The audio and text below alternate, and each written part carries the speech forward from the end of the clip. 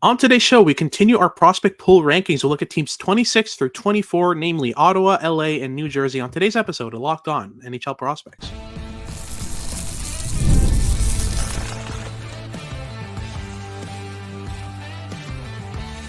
You are Locked On NHL Prospects, part of the Locked On Podcast Network. Your team every day. Welcome back to Locked On NHL Prospects, part of the Locked On Podcast Network, your team every day. On this podcast, we break down everything prospects related for you 5 days a week, Monday to Friday. I'm Hadi Kalakesh with Sebastian High. We're both scouts at Elite Prospects. And on today's show, we'll be breaking down teams 26 through 24 of our prospect pool rankings. So we'll continue our count up to number 1, which will be coming fairly soon. But for today, we'll look at Ottawa in the first segment. We'll look at the LA Kings in the second segment. And in the third segment, we'll look at the New Jersey Devils. Before we get into any of that, though, just a reminder of our criteria: 41 games played or less and 22 years old or under for skaters. Same criteria in terms of games played, but 24 years and under for goaltenders. So those are the criteria. Before we get into the episode, today's episode is brought to you by Game Time. Download the Game Time app, create an account, and use code LOCKEDONNHL for $20 off your first purchase. If you're watching on YouTube, as usual, make sure to like and subscribe. Leave us a comment letting us know what you want us to talk about next and what you thought of the episode. And then if you're listening on your favorite podcasting platform, please leave us a rating and review and make sure to make us your first listen of the day. So let's get started right away here with the Ottawa Senators at 26 overall. Last season, they were at 23rd. This was with Ridley Gregg and without Carter Yakemchuk and a couple other adds and removals there. But on that side, I think we start at the top end, and there's a clear top-end prospect there for Ottawa, and it's a prospect they just added at 7th overall in the 2024 NHL draft. And by the way, they were 23rd last year. It's not a big drop in quality in terms of the prospect pool. But let's get right into it here with Carter Yakemchuk at number 1 in our top 5 there for the Ottawa Senators prospects. Talk me through his game, what makes him so interesting, and why he's such a good fit in Ottawa. Raw offense is the name of the game with Carter Yakemchuk, the 6'3", 203-pounder right shot defenseman. I was one of the older players for the 2024 class as a late September 05 birthday, and he scored a lot of points, but more importantly, a bunch of goals in the WHL last season, with the Calgary Hitmen logging 30 goals as a defenseman and 71 points, including 120 penalty minutes in 66 games. And that sums up a lot of what you get with Carter Yakemchuk. He shoots the puck extremely hard. He's very daring offensively. He's a fantastic puck handler. He likes to activate up in the offensive zone. He gets caught in defensive situations quite regularly. The defensive side of the game is very much a work in progress. He's a really heavy hitter, but he can chase hits and pull himself out of position quite regularly. A sense of timing and anticipation in the defensive zone definitely still needs a couple more years to refine to an NHL caliber. And he takes a lot of penalties. He's very, very violent and physical. He is the embodiment of aggression, both with the puck on his stick and what he tries to do with his handling to solve defensive structures, as well as how he plays defense. He goes for physicality and violence and grit. So this is a player that I think is going to bring a lot of offense to the Ottawa Senators from the blue line, from that right-hand side, and they obviously have a lot of depth on the left side of defense.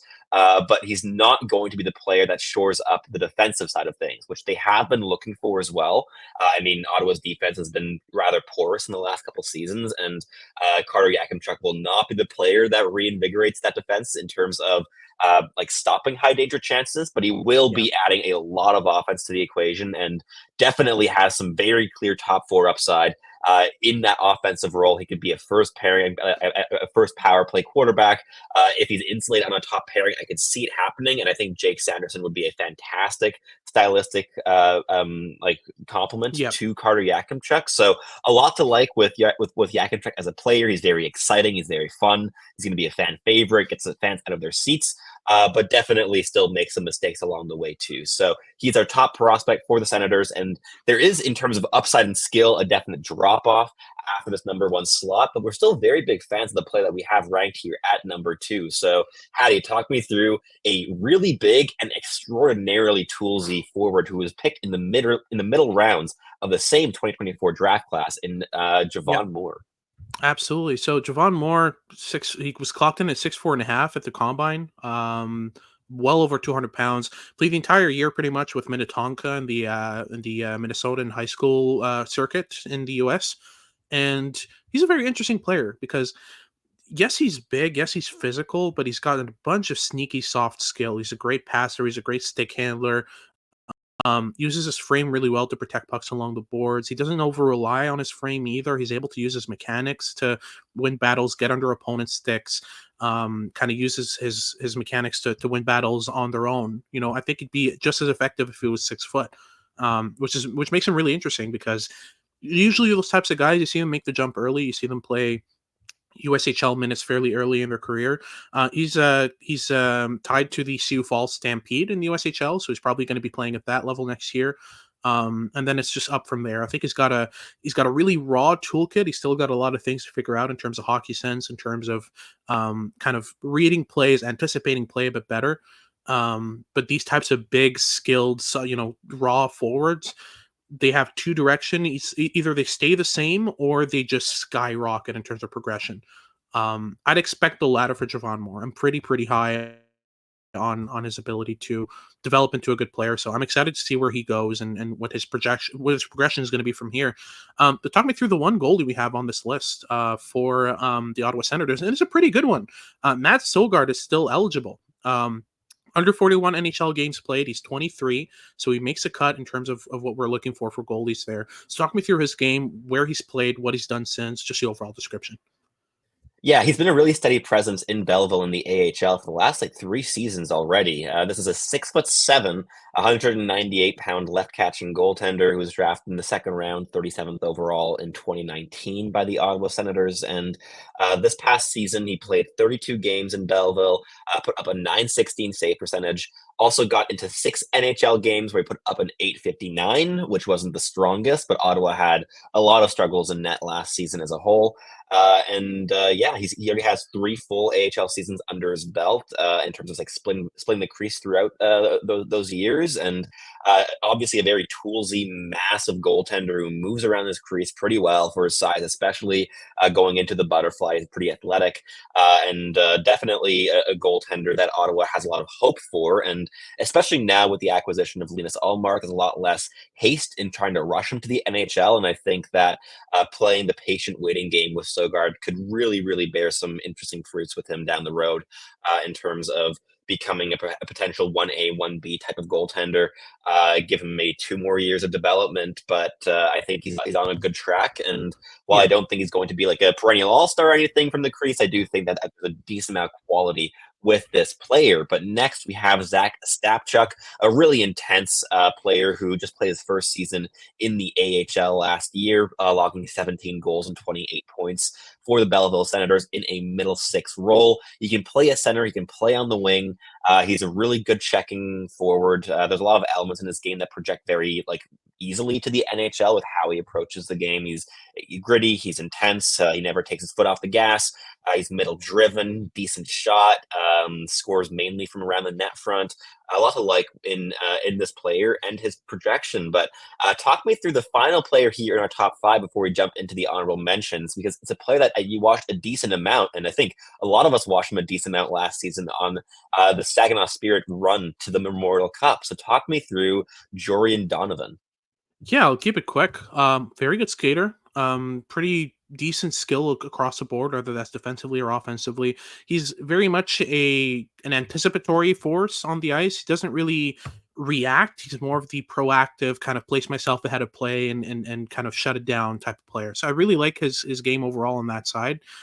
He's really good at just turning defense into offense, just suppressing rushes and moving them up the ice, which made him really effective when he was paired with Zane Parekh for a while. I like that combination of tools. I think he's a really interesting player. He makes a top 5 for me, above a couple of higher picks in the 2024 NHL draft. And we can start with our first honorable mention there in Gabriel Eliasson, who was picked at 39th overall just this past year. I think it's no secret neither one of us is a big fan of Gabriel Eliasson's game. So far, the things we've heard since he was drafted, since he joined the rookie camp for Ottawa, haven't been good either. There's some tough viewings and tough roads ahead for Eliasson, who won't be joining the University of Michigan. It's not clear if he was cut or if he refused to join them and wants to go somewhere else instead. but he's not going to be playing in the NCAA this next year. So the routes for him are Or the USHL. He was initially going to Cedar Rapids and then going to Michigan in a year's time, but clearly diverged from that path and is probably headed to the OHL route now, which is going to be close to home for the Sens. But we've seen that same development path with the next player in our honorable mentions in Tyler Boucher, who played half a struggle season in the NCAA as a D+1 and then switched over to the Ottawa 67s in the OHL. And I got to watch him live quite a bit there. But he's been really struggling with injury. He got into like just 20-something AHL games last season. I think he put up about a quarter point a game in that stretch as well. A lot of question marks, both with Boucher and Eliasson. The physical tools are clear. Tyler Boucher is these are two of the most violent players that are affiliated with NHL organizations right now, but have so many question marks in terms of decision making, processing, the vision of the ice. Being able to get ahead of the play are things that these players have always struggled significantly with. And in our opinion, you really need to combine that with the physical tools in order to have a solid NHL projection. And both these players remain pretty big question marks as a result. Absolutely. And that wraps up our first segment. We'll get into our second segment here. Where we look at the LA Kings and their progression through the as we progress through the prospect pool rankings. But just before, a quick word from our sponsors at Game Time. If you're looking to buy cheap tickets last minute to any event, Game Time is the best place to secure them. Game Time is safe, secure, really easy to use, and they've got a bunch of deals to help you save money on your tickets. They've got flash deals, they've got zone deals, they've got last minute deals where you can get up to 50% off your tickets if you buy them last minute. And Game Time is really useful because if you're like me and your schedule changes around a lot, you want to find yourself a ticket quickly and efficiently. And Game Time, up until the last minute before an event starts, and sometimes even an hour after it starts, you can still get tickets for that event over at Game Time. And they've got a great new tool, and they're all in pricing that you can toggle in the app, and it shows you exactly what the final price is after fees, after taxes is, so you can make the best decision for your wallet as well. So take the guesswork out of buying tickets with Game Time. Download the Game Time app, create an account, use code Locked On NHL for $20 off your first purchase. Terms apply, but again, super easy. Just create an account and use code Locked On NHL for $20 off your first purchase. So download Game Time today. Last minute tickets, lowest price, guaranteed.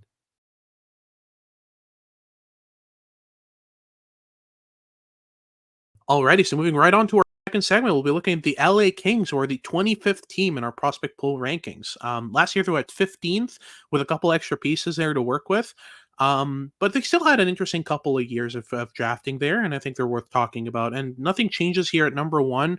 Brandt Clarke is still eligible for these rankings. He has under 41 games played, and he's under 23 years of age. So we're all set on that side. Brandt Clarke, really easy, incredibly smart. And that's really the kind of cornerstone of his game. Really good at anticipating play, placing himself proactively, kind of reading what's going to happen, what's going to go on the ice. Great shot, great passing skill, great stick handling as well. The main knock on him his entire career has been skating so far, but it's kind of come a couple steps ahead in the past year. I've really liked his ability to develop his retrieval game and kind of use his feet in order to go back, retrieve a puck, spin off a check, and move forward. That's what really makes that was a part that really made me question Brandt Clarke's upside, because a lot of NHL defense is exactly that. It's the ability to kind of move up the ice quickly after retrievals. That's why you need skating and why it's so important for defensemen. But Brandt Clarke's developed fairly well in that regard. Let's move right on here to number two. And we've got a decent prospect here we had ranked higher and we predicted would fall in the draft, in Liam Greentree. Talk me through his game, why we're high on him, what makes him special. He's awesome. This is a high IQ player who plays mainly on the wing. The skating is the clear big weakness, but he's 6'2", 211 pounds, and combined with a well above average understanding of the game and processing speed, he has a wicked shot. He developed his playmaking massively in the last year to the point that it's matched his shooting ability, which has been really impressive. He's a fantastic puck handler, one of the best highlight reels of any draft eligible in the 2024 class in terms of end-to-end rushes despite subpar skating ability. He's also very strong, really solid physical foundation. Has basically everything that you want in a forward, and in a winger that could be a complementary skill guy in a top six. Yeah. Apart from the skating ability. So the skating is going to be central to his development plan, but he has the IQ, he has the tools, he has the physicality, the offensive creativity, the understanding of playing all three zones to really flourish. So this is a player that we both really, really liked. So while there is an element of risk, especially pertaining to the skating, there's so much to like. There's so much to kind of back in his development, and he can be molded into a variety of different player archetypes as well by the LA Kings, which makes him very adaptable as a prospect in his development too. Absolutely. That brings us to number 3. We have Eric Portillo, a goaltender who was drafted in. Well, he was acquired by trade by the LA Kings. Played fairly Or third well this round pick past. by the Buffalo Sabres. That's right. He played fairly well this past year in the AHL. Put up 918 save percentage in 39 games with the Ontario Reign. He's been developing fairly well down there. Um, Overall, what really makes him interesting is the puck tracking ability, his intelligence, his awareness.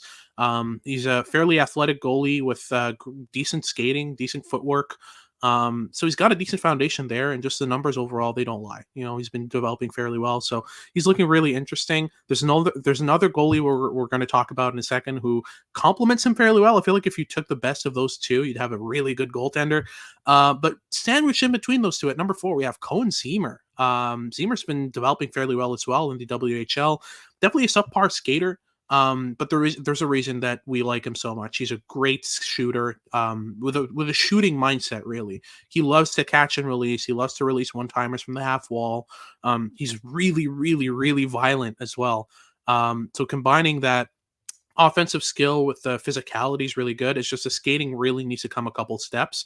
So overall, he's a very interesting prospect. Let's talk about Carter George for a second. He was our highest ranked goalie by the end of the year at Dobber Prospects last year. Has been developing fairly well. Was money for Canada at the U18 World Oh yeah. Championship. Talk me through his game. What makes him so interesting? Yeah, he's a bit undersized for a goaltender at 6'1", 196 pounds, but this is a highly intelligent player, goaltender who brings a lot of flair to the net as well. He's a fantastic puck handler. He likes to get out of his crease and play the puck.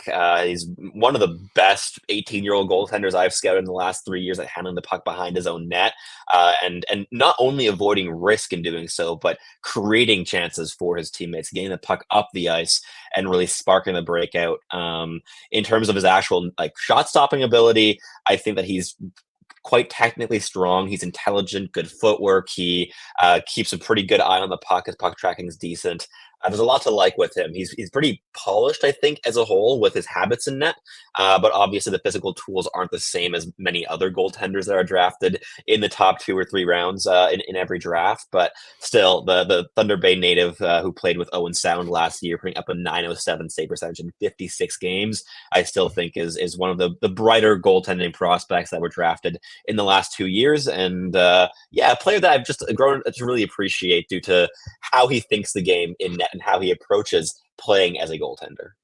Absolutely. We've got a couple of honorable mentions here, including another goalie, Hampton Sluginski, who's been developing fairly well as well. Played for the Fargo Force in the USHL, put up a 923 save percentage in 33 games. And the USHL is not an easy league to put up a high save percentage in. It's a very difficult, it's a high scoring league. So that's fairly interesting on his side as well. We have Jakub Dvorak, who's a big physical defensive defenseman, who's been developing fairly well as well. Not a big point producer, but a player who you can rely upon in penalty kill minutes. I think he's going to be probably number 6 defenseman, something like that. But if he develops into that, I mean, that's an NHLer you got out of a pick. Those don't happen often. We also have Matthew Mania, who's pretty much a complete opposite. I think his last name is very fitting. He's incredibly manic, very, very chaotic defenseman who loves to move up the ice, loves to use his hands, loves to pick apart defenses with intense energy in his offensive puck carries. But still needs to figure out the defensive side of things. Still needs to get a bit more consistent. He missed like half a year last year as well, which doesn't help. And lastly, another player who I thought would develop better than he did, Francesco Pinelli. I talk about him often because I think he was my first mistake as a scout. Not understanding that you need more than just hockey sense, because he is pure hockey sense. He's one of the smartest prospects I've ever scouted. the issue with Pinelli is he doesn't have the footwork or the physicality or the high end puck skills to compensate and kind of complement that high end hockey sense that he has. So understanding that was a key thing for me, and that's kind of the part of why Pinelli hasn't developed as well as he could. I remember having him ranked in the top 10 in this draft year in 2020. That hasn't worked out the way I thought it would, but still crossing my fingers, hoping that he proves me right someday. But that's our second segment done for the LA Kings. We'll get into the third segment here where we talk about the New Jersey Devils at 24th overall. But just before, a quick word from our sponsors at Indeed.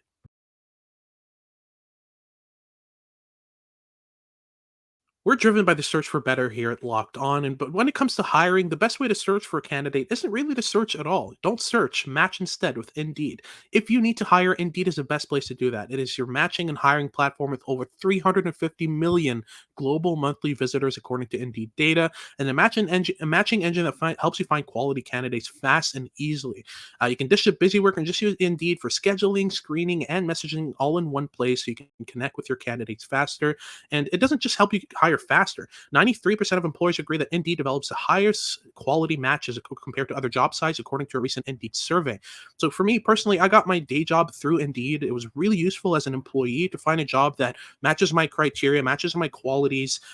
Everything's very clear. Everything's very upfront. You don't, have to dig for information like you do on other job sites where you have to, find other people who work there, ask them how much they're making, all that stuff. Everything's very, very clear and straightforward. So I can only imagine how much easier that makes it for employers to find quality candidates. And listeners to the show will get a $75 sponsored job credit to get your job some more visibility at Indeed.com/locked on. Just go to Indeed.com/locked on right now and support our show by saying that you heard about Indeed on this podcast. Again, that's Indeed.com/locked on. Terms and conditions apply, but if you need to hire, you need Indeed.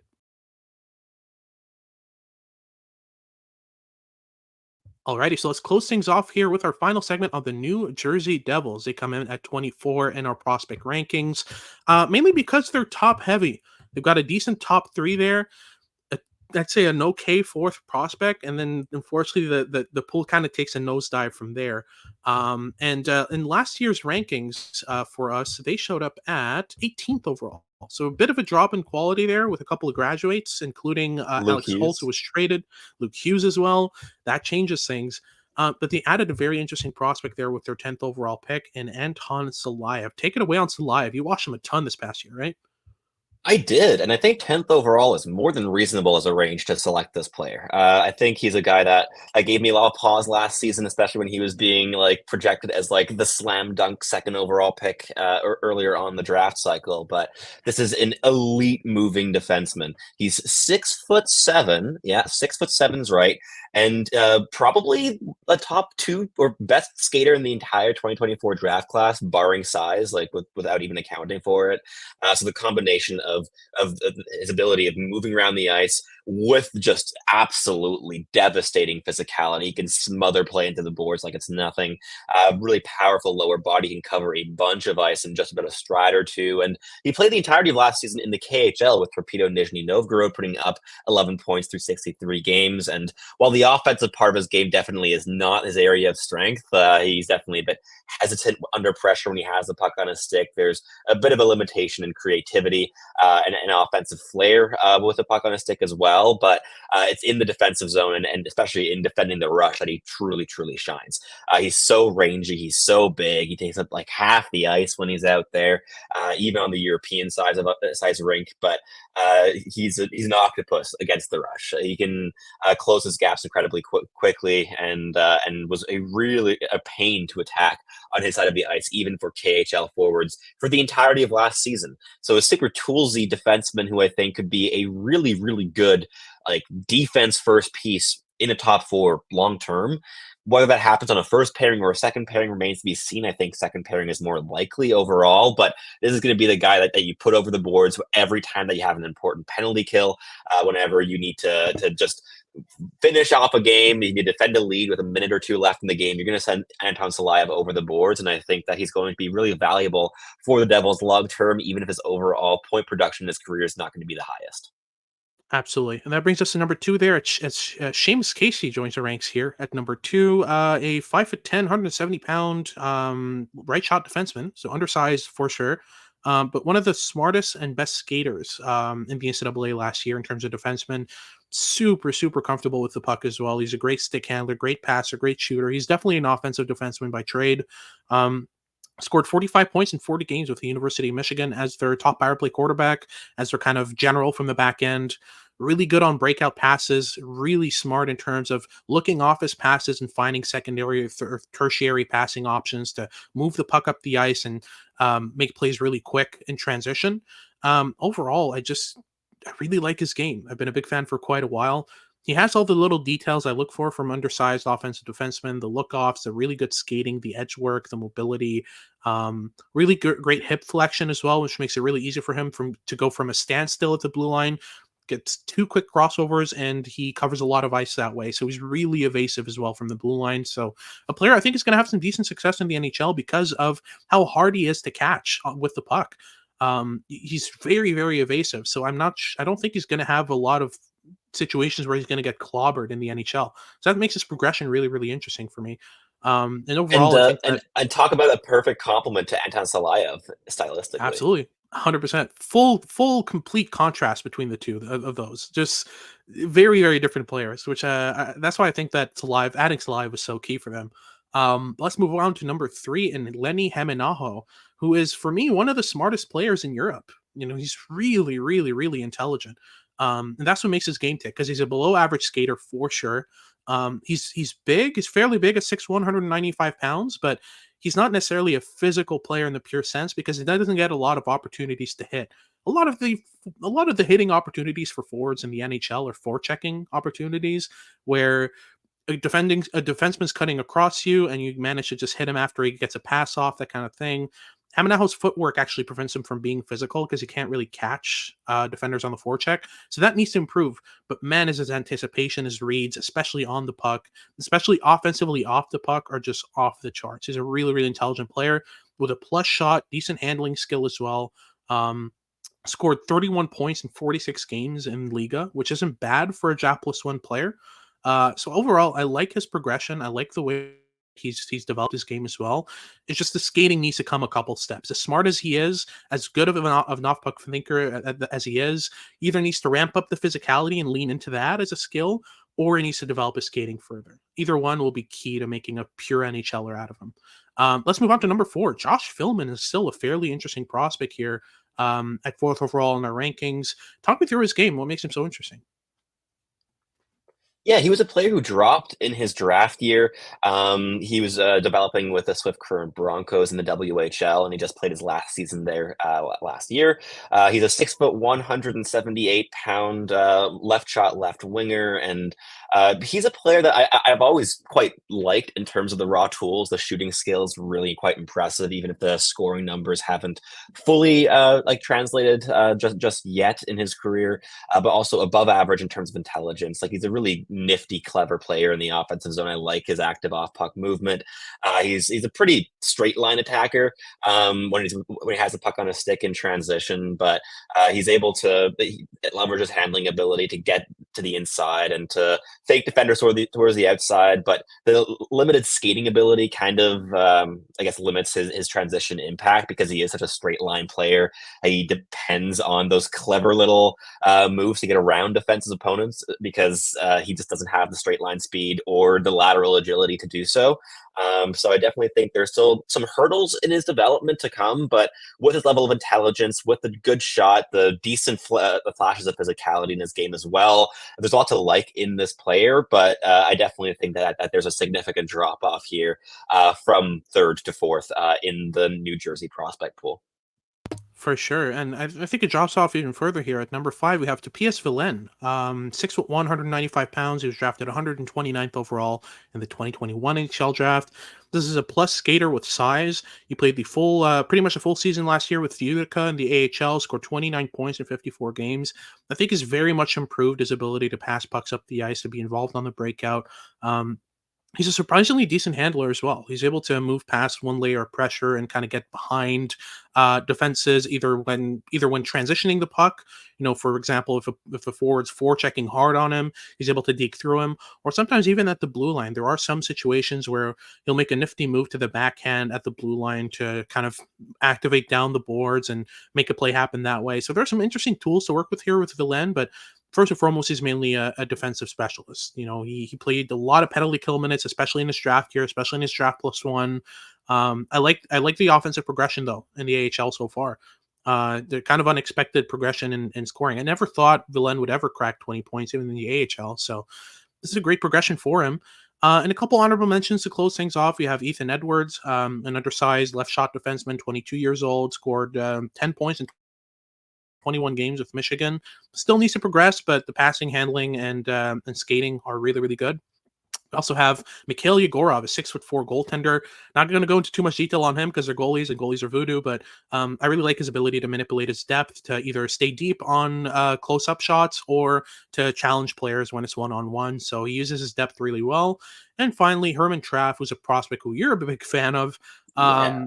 He's a fairly muted offensive player, but he's really responsible, really smart, a great skater. There's a lot to work with there. But that wraps up.